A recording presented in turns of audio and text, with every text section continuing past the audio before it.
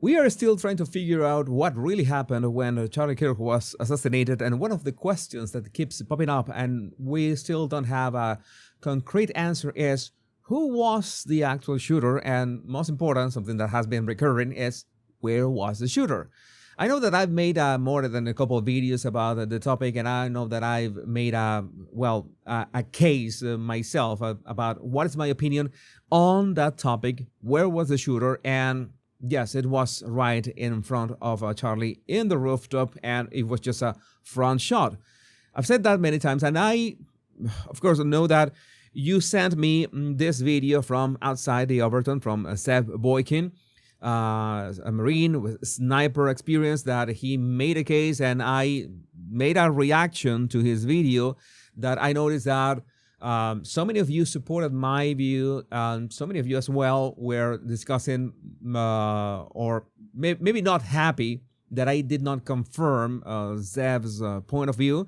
And some of you even asked me a very valid question. How can I argue with somebody who has actual sniping experience and he has served, he's a veteran?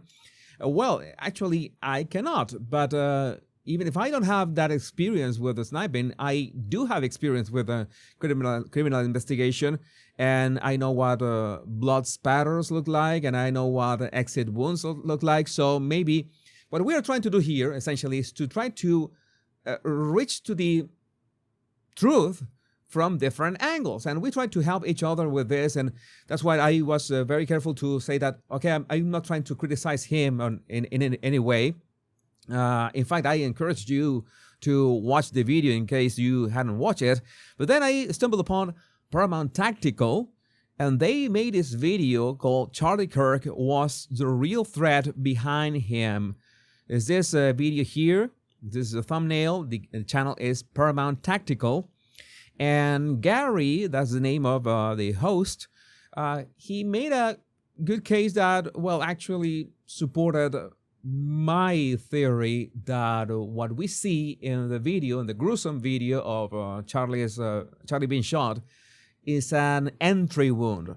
So I'm going to play just a couple clips on here. I'm going to encourage you to watch Gary's video because it's chef's kiss in many ways.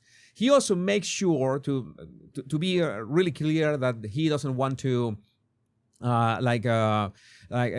criticize anything about Zeb, but he wants to make a point with his experience. And well, in terms of experience, this is his experience. If you guys don't know, I am a former sniper team leader, former Green Beret, a bunch of other things. And what I do for a living is not YouTube, right? We actually teach firearms tactics, and we actually specialize in teaching long range. That's what we do for a living here. So he posted these clips that were very representative of what an entry wound is. Yeah, it's barely visible. And when you go to the other side, like of this piece of meat, you see that the difference between the entry wound, which is usually small, and the exit wound that is going to be messy. Yeah, I already explained this because the round is pushing flesh, blood, all sorts of material outside, and it's going to be like this sort of explosion on the other side of the flesh. And he is very specific about if we are talking about a neck that is rather soft and you have a lot of fluids in there, it's going to be, well, even more messy. In fact, there's one part here in which you see that upon a first round, you see that there's a lot of, let's say, debris coming out of that. That would be the blood spatter if you had, blood flowing through the arteries. And if you are shooting the neck and you nick the carotid, then it should have a lot of blood, right? But what happened in the case of Charlie? In the case of Charlie, happened two things. He says he made a point that he doesn't think that is an exit wound. I think this is the clip when he says that. What we're seeing is definitely not an exit wound. It's just not. So I think not only is there no evidence that is an exit wound, I think all the evidence points to the fact that it's clearly not an exit wound.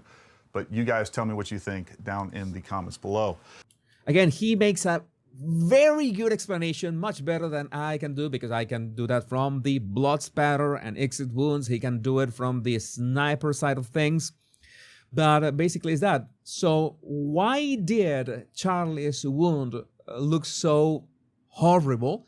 Is because of the pressure of the carotid artery. Even if the entry wound in his neck is small, the pressure of the blood made blood gushing out immediately. So it looks like it is messy, when no, it was a small wound that was filled with blood really quickly, and it began like this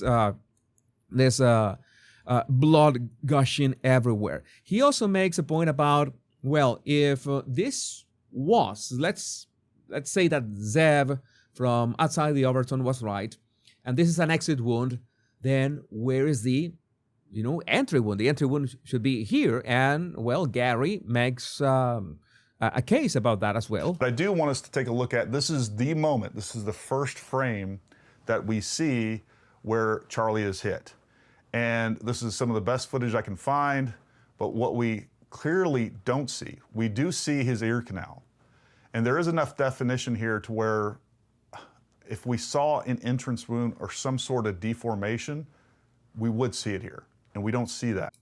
Yeah, we don't see anything on the side of his face that suggests that there's any sort of entry wound. Yeah, it would be small, but as I told you in my video, it would be at least a pixel, something.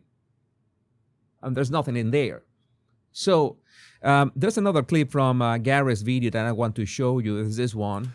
But I think that's what we're actually capturing here. I think we're actually capturing a rapid swelling of the cranial area.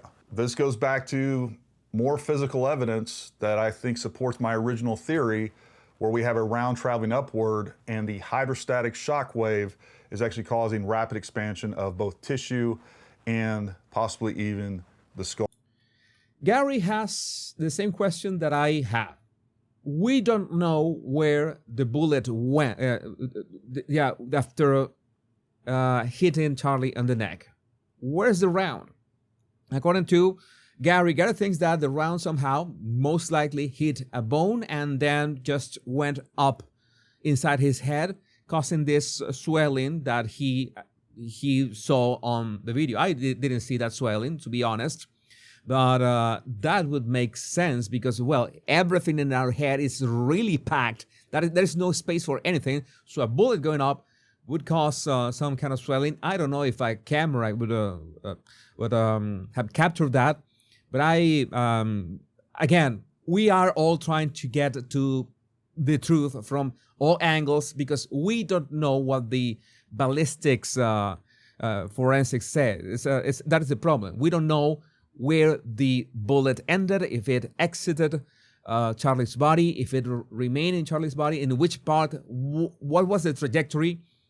I think that the most likely explanation is that it hit a vertebrae. It's only the only explanation that I can come up with. There are other clips from Gary that I want to play.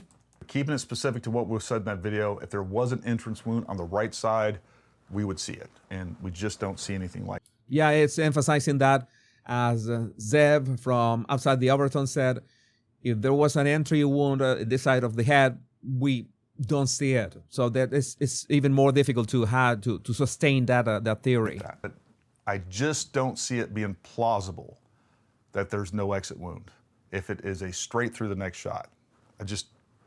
I have a hard time explaining it. Again, we cannot explain where the bullet went if it was a straight shot from the front, enters the neck, and there must be an exit wound, unless, again, the bullet hit a bone, a very dense bone, and it deflected the bullet somehow, because we have no idea where the bullet ended. A couple more clips I want to play for you. He is going back. His head goes forward, folks. Oh, he was explaining what I told you about the physics of the impact. Remember that I also did the same, that I sat down in my chair, I was here, I turned around and was making the mimic of the movement. Well, Gary does exactly the same. As he gets hit, his head remains stationary, and he goes backwards in his chair, just like this, and then kind of rebounds up. and then he falls off to the left side. So it's reinforcing physics. Physics don't lie. If you do that movement, it's because the shot just hits you from the front. It's something that you cannot escape. Some of you have reached out to me saying that that could be some kind of jerking motion created by some rupture of the spine. And upon rupture of the spine sends this electrical shock that makes the body jump. And that's why he jolted that way, even if he was shot by the side. But the problem is that you're mixing the order of the events. Even if the spine can send that jolt to the body and the body can jump in strange ways, you have to account for the hit of the bullet on the body first. The bullet is going to hit the body, it's going to penetrate the body, it's going to rupture the spinal cord, and then in milliseconds, the spinal cord is going to send that shockwave through the body and then jolts. So the body is first going to react to the actual impact of the bullet. That is the first reaction. Okay, there could be a jolt, an electrical jolt because of a spinal rupture, but the first reaction is going to be to the force, to the actual force of the round. And since, well, as you saw here, as explained by Gary, again, I 100%, the best 22 minutes spent with this explanation. Watch this video because it's just amazing.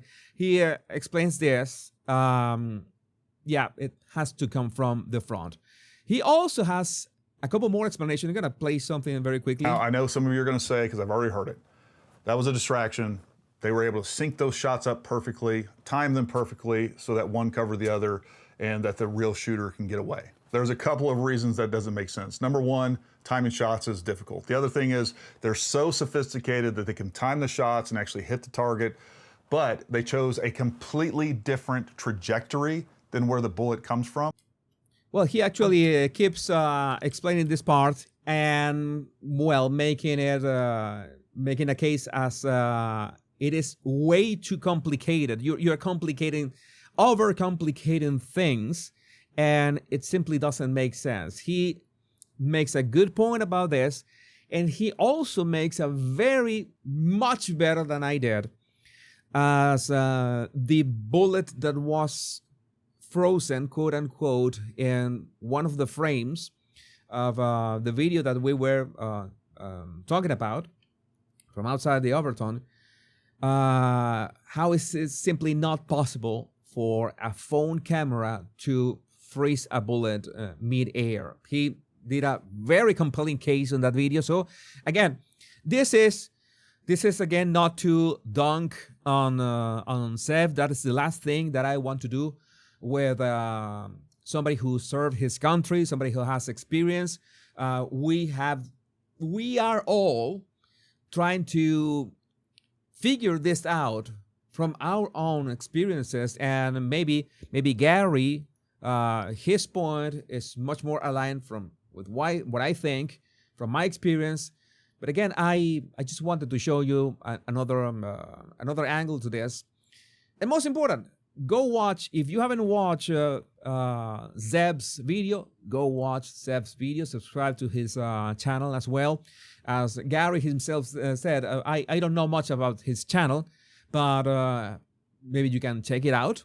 And, well, subscribe, of course, to Gary's channel, Paramount Tactical. 25 minutes is Gary's video. Great investment, totally recommended. So, well, go for it. Again, the idea is to find the truth. There are so many questions, so many crazy stuff out there. There's also, I saw a video of somebody saying that there was a trap door next to Charlie, and well, that is a maintenance door. And we're gonna maybe I would mention that in another video. People making this crazy conspiracy theories about that.